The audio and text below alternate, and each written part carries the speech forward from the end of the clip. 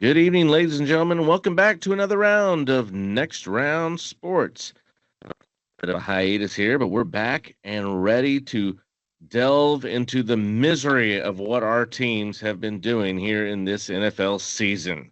Once again, this is Chris Porter here with Caleb Culver and Jeff Amos. Gentlemen, I'm not even going to ask how you're doing tonight because I already know how you're doing tonight. So good to see you. Yeah, Good to see you. good to see you. Been a while.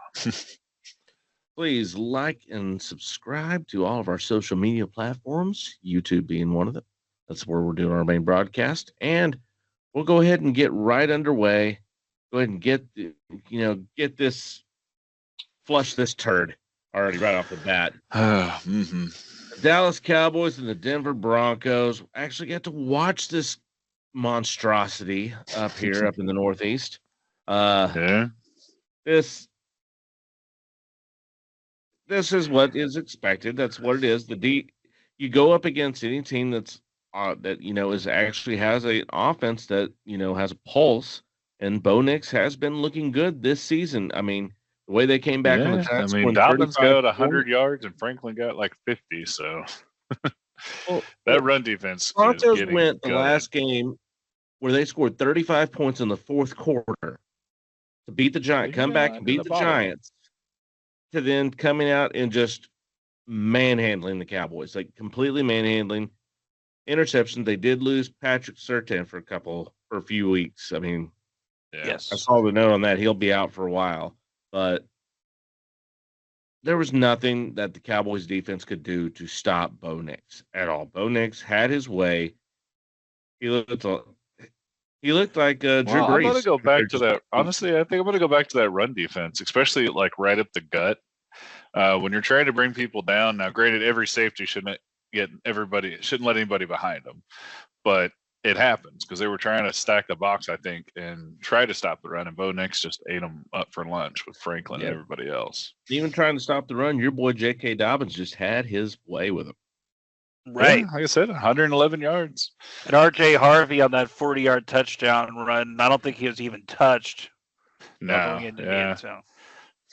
probably not. Yeah, I mean, this game was close-ish going into like the third quarter, but then after that, it was kind of got ripped. The band-aid got ripped off, for lack of a better term. Dak started throwing the interceptions, and Yeah, they were not like it was a tipped ball. These were bad interceptions. it Like, was. He just yeah. missed the guy in front of him. And I mean, yes, he hasn't had an interception since the Chicago debacle, but just bad. Like, there's no reason to look that bad as much as if you look that good for a while. It just shows again the type of quarterback that he is. That is why he's not going to win the Super Bowl for the Dallas Cowboys. It's a perpetual bus driver that, yeah, he can put up the stats. If he's on your fantasy team, you love to have him on there. He can carry to your fantasy championship, but he's not going to carry this team where they need to go. It's just he's not going to. That's what it is. That's why I accepted it 2 years ago. It is what it is. Well, So especially with this team because this team yeah, has to play perfect on offense. Dak has to play perfect on offense because their defense is absolutely pathetic. And Dak was far from perfect yesterday. This yeah. was arguably his worst game of the year. Those interceptions were both horrible interceptions, and they cost them a chance of winning. But really, as we said, the main thing was a horrible defense. I mean, they have no secondary, they have no run defense, they have No, nothing. they have nothing, and I and mean, they're completely the Patriots wasting. just traded away Kevin White, who was a backup for a 6th round pick. I forget exactly who right now, who they traded to, but they just traded him for a 6th round pick. You're telling me the Cowboys could invest a 6th round pick into a pretty good guy who become a rotational player I on the think this Patriots? defense. I No. think this defense is far of away from just a plug-in Oh no, guy. it's from one away, but I mean, you could at least make it to where the Cowboys could be competitive if you bring in somebody. Because right now they're just not competitive because that defense. You got to score 40 points a game, and like you said, Mhm. play perfect. I mean, when the Cowboys even got 8 penalties in the first half, like that's not going to cut it. Speaking of trade, I read this in the Dallas Morning News, and uh, Tim Kalishaw of Around the Horn fame in the Dallas Morning News suggested the idea of trading George Pickens away for maybe a first round pick. Would you do that? Why not? Because right now they're wasting George Pickens and Javonte Williams, who both came in. I wasn't expecting much from either one of them. I mean, George Pickens, I was like, I'm getting more than what I expected out of him, and he's been a complete beast since when CeeDee Lamb went down. He's taken over. He's third in total yards up to this point. He's been fantastic, and he's had a level head about his shoulders. You hate to let the guy go, but I think you shop him. Why not? You're not going to go to the playoffs right now, so you might as well shop and see what you can get for him. If you can stack a couple of I agree with you, but at the same time, this is Jerry Jones we're talking about. As long as his team is like even 50% chance of getting in, he doesn't want to do it. The problem is he's going to have to either open up that checkbook or just say, okay, that's wasted money. And that's the problem. I'm trying to think of with a level head, not with Jerry Jones's, that won't get you Cowboys management stuff. I would trade him as much as I like him being there. I think he's been one of the bright spots of this team. When they got George Pickens, I was like, okay, I'll kick the tires. He kind of floundered away here in Pittsburgh. I was like, I'll kick the tires. Let's see what happens. He's reinvigorated himself, and he's showing why he could be. And hearing people, hearing commentators and like, oh, he could be a number one anywhere. He already was a number one at Pittsburgh when they traded him away. Like, yes, he can be. He's a number one. He could be number one. He already was. And just football knows that. He's that good. And to have him with CeeDee Lamb makes him look even better because he's not getting number one defensive backs all the time. And even when he did, he was still having his way with them. Yeah. At that same time, that relationship and chemistry between him and Dak has been phenomenal so far. It's been good. It's like they've played together forever, which is amazing. You don't find that very often.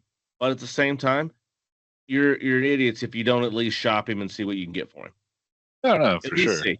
If you don't like what's being offered, you don't have to pull the trigger. That's the thing. But shop him, see what you can get. But then again, like we said, it's Jerry Jones. He should have traded Micah Parsons back 2 years ago. Dak and CeeDee Lamb traded all of them and stockpiled the picks, as I said then, and you'd have then a young core all on rookie contracts that you could then maybe plug in a veteran to go for a small Super Bowl window. But what do I know? Yeah. We'll have to see what the Cowboys do. I know that they're dangling Max Crosby for a couple weeks now, but I just don't see that happening. That's not going to happen. Even then, okay, you take Max Crosby to have an injury history. Okay, you're just plugging another guy in. And that's the whole thing. If we talked about this, okay, if Micah Parsons was that big of a thing that this defense looks so bad, I don't think it's the whole thing. I think it's the loss of Micah Parsons and that Matt Eberflus doesn't know what he's doing. He's a complete moron when it comes to it. That's why he lost his job with the Bears. And he has to go. He has to go. He should not make it the whole season. He's going to make it the whole season, but he shouldn't. They never should. Yeah, he should definitely go after that. Terrible call. It was a terrible call bringing him in because his system does not fit here. The guys don't seem like they even care to play for him. There's no desire on the defensive side that at least you saw the last couple of years. I mean, you saw it going away after Dan Quinn left. After Dan Quinn left, you saw the defense didn't play with a fire like they did. And don't get me wrong, Dan Quinn hasn't won the Super Bowl over in Washington by any means. However, I think you ask any Cowboy fan, they would prefer Dan Quinn being the coach of this team over Schottenheimer any day. Yeah. Any day. I can agree with that. Oh, sure. Go ahead. Oh, no, I was just going to say, you have to keep in mind, though, that the defensive personnel for Dallas is beyond subpar. I mean, what they were throwing out in the secondary at the end of that game. Yeah. Who were those dudes? Injuries happen with that, too. However, how many other players did they lose on defense besides Parsons when they traded him from last season? Not many. A lot of those starting guys, I know some of them are injured, A lot of those starting guys have been with the team for multiple years. It's not like they forgot Sam how to Williams fucking play there, Fowler's football. still there. So I mean, a lot of that defensive line is still there. Ozigi Zua is still there. Yeah. I mean, there's a lot of guys Overshaw. that have been that. Overshawn is back now. But, I mean, you didn't just lose Micah Parsons and DeMarcus Lawrence, and now your entire team sucks. Like, that's not how it goes. These guys have played for a long time. They've been with these guys. It's not like they lost half of their starting lineup and they had to bring in a whole bunch of other guys and try to piece it together. A lot of these guys have been on this team for a long time. They've played together. It's not like they forgot how to fucking play football. This goes back on your coach, on the coaching. That's what it's back on. That's who it leans on. And they made the mistake of hiring the wrong coach. Or you can make the change just for the sake of change's sake, just because the defense has been so bad. I'm not necessarily in favor of that, but it can't get as bad as it's been. It was a miracle that Denver didn't drop 60 on Dallas on Sunday. The defense was that bad. Oh, it was bad. I fully surprised they didn't drop 60 on them either. And so that brings us to them playing Arizona on Monday night. Yep. That could be a get-right game. Yeah, Cardinals but are atrocious. Yeah, they've been in every single game that they're 2-5. They're 2-5. Close. But I mean, if that Cowboys defense lives up to its current reputation, this could be a coin flip. Kyler Murray's going to look like prime Tom Brady on Monday. Watch. It's going to happen. Yep. Kyler Murray's going to look amazing. And they're going to look great. Staubach coming back. Or will they stick with Jacoby Brissett? Because he's looked pretty good. Jacoby Brissett, the wily veteran. They should just go with Brissett. At least he can see over the offensive line. Yeah, but going back to the Cardinals, I mean, the biggest loss they've had is 4 points. That's it. And they've been in every single game this season. Yeah. I think, yeah. Oh, man. So the good thing they got going for them, the Cowboys at least, is that the rushing leader for the Cardinals is Kyle Murray at 173. So as much as the run defense has been getting, there's not really a running back to fear. They lost their top two starting running backs, though, to injury. They have, but that's what I'm saying. Like right now, he's their number one guy. It is. But Kyler Murray's also, that's been his MO. I mean, he was even when everybody's been healthy, he's been, the leading rusher, if not second leading rusher. I mean, it's happened multiple times. That's just and who they've decided to be with taking Kyler Murray. That's just what it is. But yeah, I still will pick Arizona to win. They've been close in every game. Mm-hmm. And honestly, this defense, they're a whip dog. They've got nothing to play for. They've got nothing to come out and show up for. They're a whip dog. Eberflus is not motivating them. He's not motivated anyone to come out and play hard. So if they come out, I mean, the Cowboys could come out and stomp a mud hole in them, but I just don't see it happening. If they come out and win, it'll be close. Arizona's trying to, do something this season as well too, and Brissett's playing for a new contract, as always, for the starting job, absolutely, but at least for a new contract. So he's going to come out and play his heart out. And if Brissett is out there, yeah, I can see them beating the Cowboys just because the defense is that putrid. Mm-hmm. As much as I want to say that the Cardinals will win this game too, I think it goes back to what we're talking about, the lack of a running game. Both Trey Benson's on the IR and James Conner is out for the year. I really think that makes Arizona a one-dimensional team.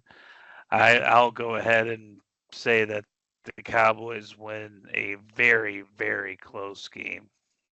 Yeah, I'm with you on that one, Jeff. I think this is going to be a very close game.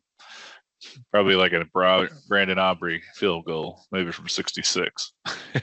Oh, by the way, that's another thing that makes me so mad about that Dak interception in the first half. If he didn't throw that interception, we could have had Brandon Aubrey break the record for the field goal. Mm-hmm. He could have kicked a 70-yard field goal. That's what they would have done to try to bail it out, and he probably would have hit it because he's the crutch. And they're in Denver. That's the nickname, the crutch. Yeah. That's what they use him as. All right. Had enough of this bullshit. All right, we're going to take a break here. We'll be right back in just a moment, and we'll be into the next round.